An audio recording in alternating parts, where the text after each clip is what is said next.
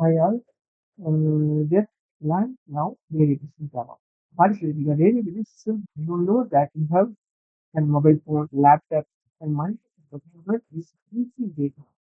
You know, just you can see the memory card is store multiple documents, files in single data. Okay, the same concept of variable. The variable store the values in the simple name. Okay, like SD card, hard drive, SSD. All this stored in the data in a single data. So if the storage name is like SD card, memory card, SSD, but it's also variable. Okay, in Java, we are